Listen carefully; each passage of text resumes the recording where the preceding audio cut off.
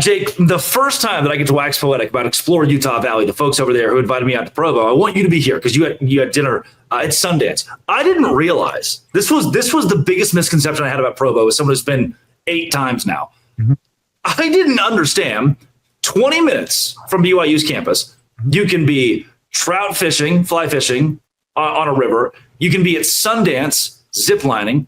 You can go across town to effectively a brewery, a bar, get a pizza, and like as many beers as you possibly want in Provo. You could tailgate at the Marriott Convention Center. You can tailgate at Sundance. You can go jet ski with Cosmo Cougar on a lake, and that lake, I'm being told, no longer has E. coli. They're fixing the E. coli. It's getting better and better every day on Utah Lake. I don't know if I understood prior to Explore Utah Valley saying, hey, come explore Utah Valley with us. I was like, well, I've done that before.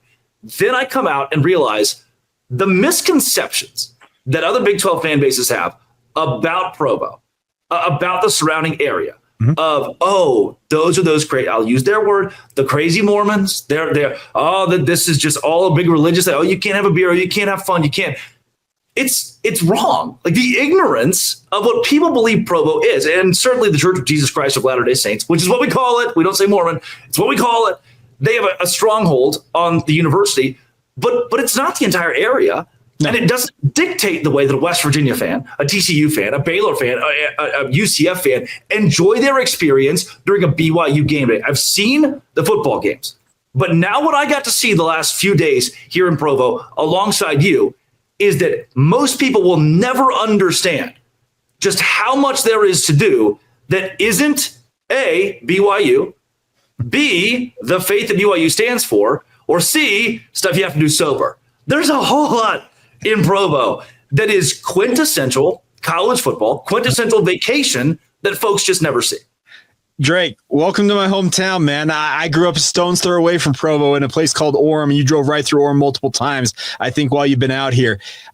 This is exactly what Provo and Utah Valley have been battling against for years.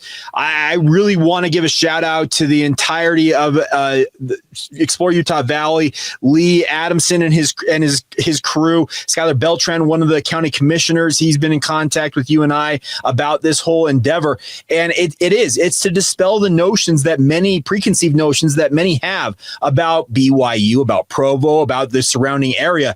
I grew up here, Drake. I don't plan on ever leaving this place. It is my home turf, and I absolutely love it. And I think the more people that come out here and see it, they understand what it is, what it stands for, and realize, yeah, it's not just a bunch of crazy Mormons out here that aren't able to drink. You said the word. You said Mormons. But that's what they all. Here's the thing. I'm a member of the Church of Jesus Christ of Latter-day Saints. I am as thoroughbred as you're going to come in terms of being a member of the faith. But guess what? That's what everybody calls us out there in the world. They call us Mormons, and they think that we're crazy. They think that you can't find a beer here. Guess what? We've got multiple distilleries in Utah Valley. You went up to Sundance with me at an incredible dinner, and you had some incredible local brews. If I'm not mistaken, I think Epic Brewing was one of them that you. 5 beers. I had 5, and no one judged me. No one. They were like, you know what? Keep them coming. Hey, we were there with the director of marketing. It was like, yeah, I'm going to have a few beers with you. It's a normal thing. Yeah, the philosophy here is live and let live. I know that sounds like it flies in the face of what you think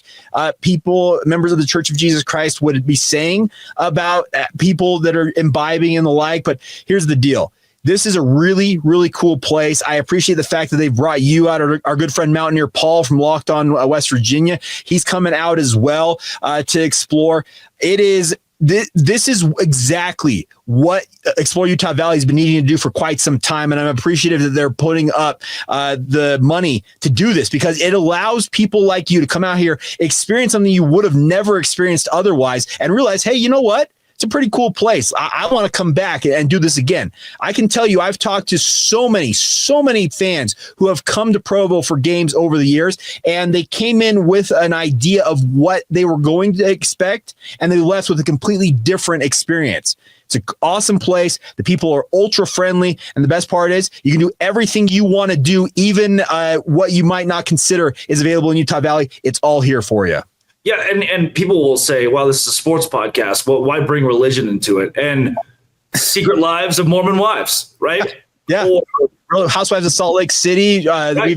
We've got a bunch of different shows that have involved allegedly members of the Church of Jesus Christ. Sure, right. And that's the focal point. That's kind of the crux of this, is they want to not expose necessarily a faith, but they want to paint it in a light that is strictly for entertainment. And so for me, that's the A1, right? There are still people like, oh, wow, that's polygamy, or what they use the cult word.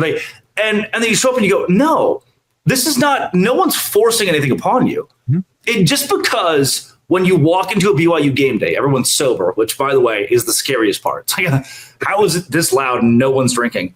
And the Cougar tails and giving the opposing fan base ice cream and all these things, you're like, wow, is this some sort of like indoctrination? Are they trying to catch me? No, it's the heart of hospitality that the Utah Valley carries that kind of extends to everyone. Yeah, that's the thing about this, Drake, is we as Utahns, we want to put our best foot forward. And if that involves having to give you some ice cream, give you a handshake and thank you for coming to Provo, they're happy to do it. I love the reputation that BYU fans have generated early on as members of the Big 12 Conference. They had the same, I guess you call it notoriety, even though it's a negative term, when they were independent. I remember when Wisconsin came out here, I think it was 2017. They drank one of the two bars in Provo completely dry, Drake. And I talked with multiple Wisconsin fans who came out for that game and said they had one of the best experiences of their entire life. And one of them, if I recall correctly, he said, I've been all over the country. I've followed Wisconsin all over this country, and this is about as good of an environment as I ever experienced. And you mentioned it. He mentioned it too. These people are all sober. This is nuts. Yeah, that's one of the craziest parts. And for me, and I mentioned this to you, it's the idea of discipline. Yeah. Army, Navy, Air Force. There are schools that are formed with discipline at the forefront of what they do because they have a military tie-in, because they have some sort of the Citadel, right? For BYU, it is a similar level of learning through discipline. The honor code, we talked about a lot of the honor code the last few weeks. Learning through discipline when faith is at the forefront of that. Baylor doesn't do that. TCU doesn't do that. Notre Dame doesn't do that the same way that BYU does. They don't commit the same way that BYU does. And it doesn't mean these are scary people who want you to come to their city and you to leave as a member of the church because they forced it upon you. It is an environment of, wow, they just all like love each other and love me. And it's this revolutionary way to experience college football, revolutionary way to experience a game day. And if you're a UCF fan, a Cincinnati fan, and these schools have been to BYU, will continue to come to BYU, a TCU fan, a Baylor fan, I think experiencing it at least once and doing it for days on end, like go see the Utah Valley, is the way to do it. Well, and that's the thing about this, Drake, because a lot of people think they're going to go to Colorado, and you get up to Boulder, and the mountains are there. Obviously, Folsom's one thing, but we had this conversation at Sundance. Everything that people think that Denver and Colorado is, Salt Lake City and Provo, Utah actually are. The mountains are right on top of you. You can be Sundance Resort. You can go ski there, Drake. Where I grew up in Orem, Utah, if I hit every light right, I could be up on the mountain skiing. I could legitimately be skiing or snowboarding in 30 minutes. Yep. Sorry, Denver, eat your heart out. That's never going to happen. That's just not a thing. I love where I'm from. I love living here. I love showing it off to people. And yes, the Church of Jesus Christ of Latter-day Saints, we are an evangelical faith. We are a missionary-minded church. But guess what? As you mentioned, they're not going to force it on you. If you're genuinely interested in learning more about the faith, we'll talk to you about it, but we're not going to force it down your throat when you come out here. They're different. The folks of the Utah Valley are different. Again, this is like a revolutionary thing in college athletics for most fan bases.